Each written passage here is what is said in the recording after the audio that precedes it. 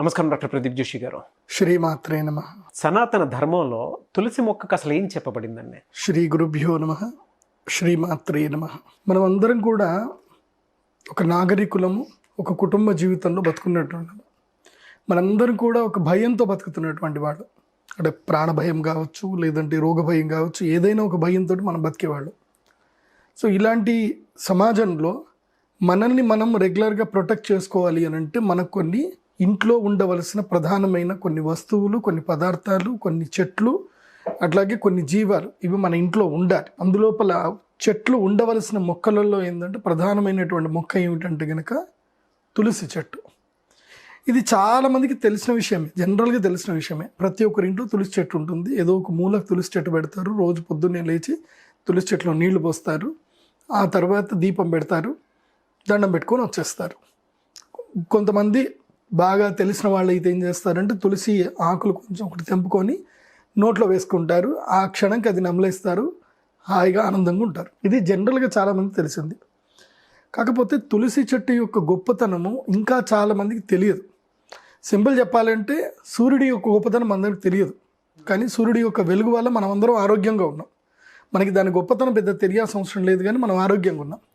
కానీ దాన్ని సద్వినియోగం చేసుకునేటువంటి వాడు ఏం చేస్తున్నాడంటే, ఇప్పుడు ఉదాహరణకి సూర్యుడి నుంచి ఎండ వస్తుంది, ఆ వెలుగుని సోలార్ పవర్ కింద కన్వర్ట్ చేసుకొని కొంతమంది సంపాదించుకుంటున్నారు. కొంతమంది సూర్యుడు వెలుగులో వచ్చేసి కూర్చొని ఆరోగ్యాన్ని కావాలని సంపాదించుకుంటున్నారు ఒక పర్టికులర్ టైంలో.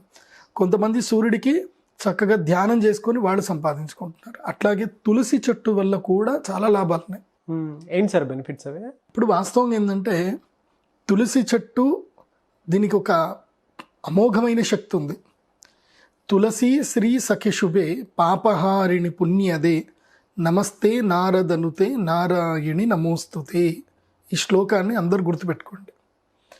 తులసి శ్రీ సఖి శుభే అని అంటారు. శ్రీ సఖి శుభే అని అంటారు. శ్రీ అంటే ఏంటి? లక్ష్మీదేవి. లక్ష్మీదేవికి సఖి అంటే మిత్రురాలు. శుభే అంటే శుభములను కలిగించేటువంటిది అని అర్థం. ఎప్పుడైనా మనము బయట ప్రయాణం చేసేటప్పుడు తులసి చెట్టుకి ప్రదక్షిణ చేసి బయటకు ప్రదక్షిణకు వెళ్ళారు అనుకోండి, తప్పకుండా మీకు ఎలాంటి అనర్థము జరగదు. మీరు వెళుతున్న పని గ్యారంటీగా సక్సెస్ఫుల్గా కంప్లీట్ అవుతుంది. కాని పనులు కూడా 100% జరుగుతాయి. ఇది తులసి చెట్టుకి ప్రదక్షిణ చేసి వెళ్తే. అందుకోసము ఒకప్పటి కాలంలో ఇప్పుడు ఇండిపెండెంట్ హౌసెస్ చూస్తాం, పాత ఇండిపెండెంట్ హౌసెస్. ఇంట్లో ఏం చేస్తారు అంటే బ్రహ్మస్థానంలో తులసి చెట్టును పెడతారు. ఇంటికి మధ్యలో వెలుగు వచ్చేటట్టుగా పెడతారు. ఇంటి మధ్యలో ఖాళీ ఉంచుతారు. ఆ ప్లేస్లో తులసి చెట్టు ఇది పెడతారు, బృందావనం పెడతారు, తులసి బృందావనం పెడతారు. తర్వాత ఇంట్లో ఉండేటువంటి వర్షంలో పడే నీళ్ళన్నీ కూడా ఇంటి మధ్య లోపలికి బ్రహ్మస్థానం లోపలికి రావాలని పెడతారు. వాస్తు ప్రకారము బ్రహ్మస్థానం లోపల తులసి చెట్టు ఉండాలి, లేదంటే ఇంద్రస్థానంలో ఉండాలి. అంటే తూర్పు వైపున ఇంద్రస్థానంలో ఉండాలి. ఏ స్థానంలో అయినా సరే ఇంటికి ఎదురుగ్గా తులసి చెట్టు యొక్క బృందావనం ఉండాలి ఎగ్జాక్ట్గా. అంటే మెయిన్ గుమ్మానికి ముందు వైపుకి తులసి చెట్టు ఉండాలి. అలా ఉన్నట్లయితే గనక ఆ ఇంటి లోపలికి దుష్టశక్తులు రావాలన్నా సరే భయపడతాయట. తులసి చెట్టుకు అంత శక్తి ఉంటుంది. ఎందుకోసమంటే మీరు ఒకటి సంబంధించిన ఆరా మిషన్స్ అని దొరుకుతున్నాయి ఈ మధ్య. ఆరా మిషన్స్ పెట్టి దగ్గర మీరు ఉండండి, తులసి చెట్టు చుట్టూ ప్రదక్షిణ చేయండి. తులసి చెట్టు చుట్టూ ప్రదక్షిణ చేశాక ఆరా మిషన్ చెక్ చేసుకోండి. ప్రదక్షిణ చెయ్యక మునుపు ఆరా చెక్ చేసుకోండి. మీ ఆరా ఆటోమేటిక్గా ప్యూర్ అయిపోతుంది. ప్రతి ఒక్క మనిషికి ఆరా చక్రం ఎంత ఉంటుందంటే ఇంతవరకు ఉంటుంది. అంటే తన చెయ్యి ఎక్కడి నుంచి పడతారో ఇక్కడి వరకు ఆరా చక్రం అయితే ప్రతి ఒక్కరికి ఉంటుంది. కానీ తులసి చెట్టు ప్రదక్షిణ చేసిన తర్వాత మన ఆరా చెట్టు 6 ఫీట్లు పెరుగుతుంది. అంటే దాదాపు 6 ఫీట్ల వరకు దూరం అందుకు పెరుగుతుంది ఆరా. ఎలా ఎటువంటి ఎనర్జీ ఉంటుందని అనుకోవచ్చు అంటారా? It's a divine positive energy. అది మన కళ్ళకు కనబడదు. అది ఎందుకోసం అంటే తులసి చెట్టుకు ఆ శక్తి ఉంటుంది. తులసి చెట్టు దగ్గర వచ్చే వాయువు కానీ ఏదైనా సరే పరిశుద్ధం అవుతుంది. ఎంతటి నెగిటివ్ ఎనర్జీ అయినా సరే అది ప్యూర్ చేసి పంపిస్తుంది. అంత గొప్ప శక్తి తులసి చెట్టుకు ఉంటుంది. ఇంకో విషయం తెలుసా? ఈ తులసి చెట్టు యొక్క మృత్తికని ఇప్పటికీ కూడా శ్రీమన్ మధ్వాచార్యుల వారి సాంప్రదాయం పాటిస్తున్నటువంటి ఉత్తరాది మఠం వాళ్ళు, కృష్ణ మఠంలోకి సంబంధించిన వాళ్ళందరూ కూడా తప్పకుండా ఉదయం లేవగానే ఏం చేస్తారంటే తులసి మృత్తికను తీసుకొని ఇక్కడ పెట్టుకుంటారు, నామంలాగా పెట్టుకుంటారు. తులసి చెట్టు మొదల్లో ఉండే మట్టిని తీసుకొని పెట్టుకుంటారు. ఆ పెట్టుకోవడం వల్ల లాభం ఏంటిదంటే యమధర్మరాజు కూడా ఎదురుగా వచ్చినా సరే ప్రాణం తీయడానికి జంకుతాడట తులసి మృత్తిక ఉంటే కనుక. ఇప్పటికి కూడా మధ్వ సాంప్రదాయం వాళ్ళు ఎందుకు ధరిస్తారు అంటే ఎంతటి నెగిటివ్ అయినా సరే, యమదూతలైనా సరే రాగానే తులసి మృత్తిక ఎవరికైతే నుదుటి మీద ఉంటుందో వాళ్ళని ముట్టరట, అంత శక్తి ఉంటుందట. ఎందుకు తులసి చెట్టుకి ఇంత శక్తి అని అంటే, తులసి చెట్టును కూడా కృష్ణ అని కూడా పిలుస్తారు. కృష్ణ అంటారు. కృష్ణ అంటే అర్థం ఏంటిది? నలుపు అని అర్థం. కృష్ణ అంటే అర్థం ఏంటంటే శూన్యం అని అర్థం. కృష్ణ అంటే కృష్ణ బిలము, మనకు తెలుసు కదా కృష్ణ బిలం అనేది. సో కృష్ణ బిలము ఉంటుంది, డార్క్ స్పాట్. ఆ కృష్ణ బిలములో ఏదైనా ఒక వస్తువు పడిపోతే అది కాలానికి అతీతంగా వెళ్ళిపోతుంది. ఆ కృష్ణ బిలము నుంచి వచ్చినటువంటి అద్భుతమైన కృష్ణాశక్తియే ఈ యొక్క తులసి చెట్టు. తులసి చెట్టుని మించిన మహా ఔషధమైన వృక్షం ప్రపంచంలో ఏది లేదు. 1 planet it's give more than 1000 remedies అనమాట. 1000కి మించినటువంటి రోగాల్ని నాశనం చేస్తుంది తులసి చెట్టు. అందుకే ఇప్పటికి కూడా ఎవరైనా చనిపోయేటప్పుడు తులసి నీళ్ళు పోయండి అని అంటారు. ఎందుకంటారు తులసి నీళ్ళు పోయడం అని? తులసి నీళ్ళు పోస్తే ఏమైపోతుంది? బతికిపోతాడా? తులసి నీళ్లు పోయడం వల్ల ఏంటంటే సోల్ ప్యూర్ అయిపోతుంది. ఇంకా సోల్ని రికగ్నైజ్ చేయడం ఏంటంటే ప్యూర్ సోల్గా రికగ్నైజ్ చేస్తారు. అంటే ఆ ప్రాణం పోయేటప్పుడు కూడా తులసి నీళ్లు కనుక నోట్లో పడితే ఎట్టి పరిస్థితుల్లో వాళ్ళకి వైకుంఠ ప్రాప్తి కలుగుతుంది అనేది మనకి భాగవతంలో కూడా చెప్పారు. అంటే తులసి చెట్టుకి ఒక్క శక్తి కాదు, ప్రాణము నిలబెడుతుంది, పోయే ప్రాణాన్ని కూడా వైకుంఠానికి పంపిస్తుంది. అంటే ఇహలోకము పరలోకం రెండిటికి తులసి చెట్టు గొప్ప. నీకు ఏదైనా సరే ఒక కోరిక ఉంది, బలమైన కోరిక ఉంది, తీరట్లేదు, నీకు ఏ దేవస్థానానికి ఎక్కడ కూడా వెళ్ళాల్సిన అవసరం లేదు. తులసి యొక్క వనం తయారు చేసుకోండి. తులసి వనం తయారు చేయాలి అంటే ఒక 100 గజాల్లో ఏదైనా ఉంటే స్థలం లోపల తులసి చెట్లు పెంచుతా పోవాలి. తులసి చెట్లు పెంచి ఆ తులసి చెట్టు మధ్యలోనే కూర్చొని ప్రతిరోజు ఉదయం 6 గంటల నుంచి 7 గంటల మధ్యలో ధ్యానం చేయాలి.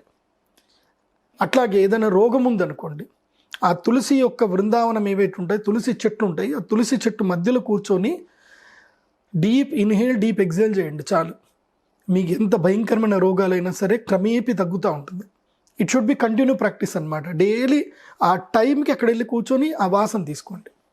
బాడీకి ఏం జరుగుతుంది అంటే ఒక ఫంక్షన్ ఉంటుంది బాడీలో, బయోలాజికల్ క్లాక్ అనే ఒక ఫంక్షన్ ఉంటుంది.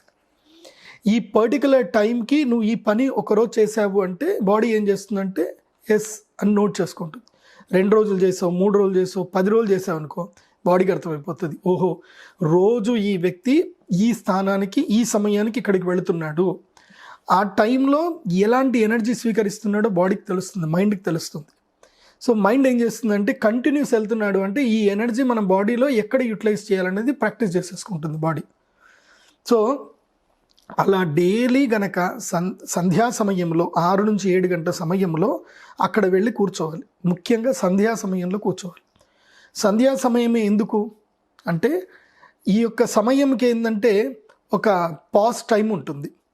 సూర్యోదయానికి సూర్యాస్తమయానికి 8 నిమిషాల సమయం సంధ్యా సమయం అని ఉంటుంది, 8 నిమిషాలు. వాస్తవంగా సంధ్యా ముహూర్తం 24 నిమిషాలు, అందులోపల పర్టికులర్గా చూస్తే 8 నిమిషాలు.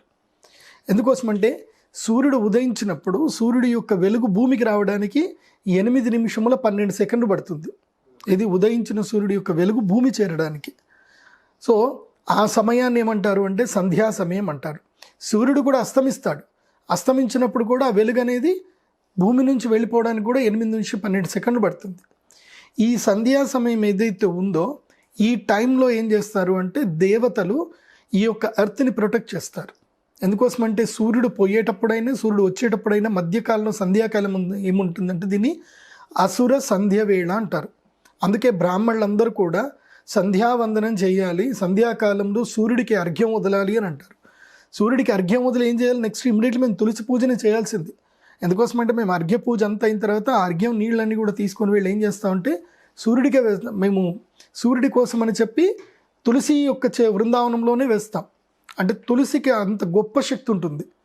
తులసి బృందావనంలో అర్ఘ్య తర్పణం వేస్తే ఆ తులసి చెట్టే మనందరినీ కాపాడుతుంది. కాబట్టి ప్రతిరోజు ఆరోగ్య సమస్య ఉంది, లంగ్స్ సమస్యలు ఉన్నాయి, ఎలాంటి ఆరోగ్య సమస్య అయినా పర్వాలేదు, ప్రాణాయామంతో ప్రతి ఒక్క ఆరోగ్య సమస్యకి ఫుల్ స్టాప్ చేయొచ్చు. దానికే సిద్ధ విద్య, సిద్ధ యోగము అని అంటారు. ఓకే. ఈ సిద్ధ యోగం ఎక్కడ సిద్ధిస్తుంది అని అంటే తులసి బృందావనం దగ్గర బాగా సిద్ధిస్తుంది. తులసి బృందావనం దగ్గర అంటే తులసి చెట్లు అన్ని చక్కగా పెంచుకోండి. లేదంటే ఇంటి పైన ఉంటుంది కదా, ఇంటి పైన ఏం చేయండి అంటే కుండీలు పెట్టుకొని అన్ని తులసి చెట్లు పెట్టుకోండి. ఆ తులసి చెట్టు మధ్యలో కూర్చోండి. ఎక్కడి నుంచైనా వీస్తున్న గాలి కాస్త ప్యూర్ అయిపోయి మీ ఆరాని ప్యూర్ చేస్తుంది, మీ ఇంటర్నల్ సోల్ని కూడా ప్యూర్ చేస్తుంది. తులసి చెట్టుకు అంత శక్తి. కాబట్టి అనారోగ్య సమస్యలు ఉన్నటువంటి వాళ్ళు, పాజిటివ్ ఎనర్జీ లేదనుకునేటువంటి వాళ్ళు అందరూ కూడా ఈవినింగ్ అవర్లో మార్నింగ్ 6 to 7, ఈవినింగ్ 6 to 7 తులసి చెట్టు దగ్గర కూర్చొని ధ్యానం చేసుకోవాలి. ఓకే. అది కాకుండా ఫైనాన్షియల్గా కూడా తులసి చెట్టు చాలా గొప్పది. అరోమా థెరపీకి కూడా మీరు గనక మీ పొలంలో తులసి చెట్టు కనుక వేసి ఆ తులసి చెట్టు యొక్క రసాన్ని తయారు చేసి కనుక మీరు దాన్ని సేల్ చేశారనుకోండి, దాంతో కూడా డబ్బులు కూడా వస్తాయి. ఇటు పుణ్యానికి పుణ్యము, ఇటు లాభానికి లాభం అన్నీ కలుగుతాయి తులసి చెట్టు వల్ల. ఏదైనా ఒక భూమి బీడు భూమి అయిందనుకోండి, ఆ బీడు భూమిని కూడా మంచి భూమి చేయడానికి తులసి చెట్టు ఉపయోగపడుతుంది. ఏదైనా బీడు భూమిలో ఒక 6 నెలల పాటు తులసి చెట్లు పెంచిన తర్వాత మీరు ఏ పంట అయినా పండించండి, అద్భుతంగా పండుతుంది. సో ఇన్ని అద్భుతమైన శక్తులు ఉన్నాయి తులసి చెట్టుకి. వెరీ గుడ్ నాలెడ్జ్ అండి. Thank you so much doctor Pradeep Joshi గారు.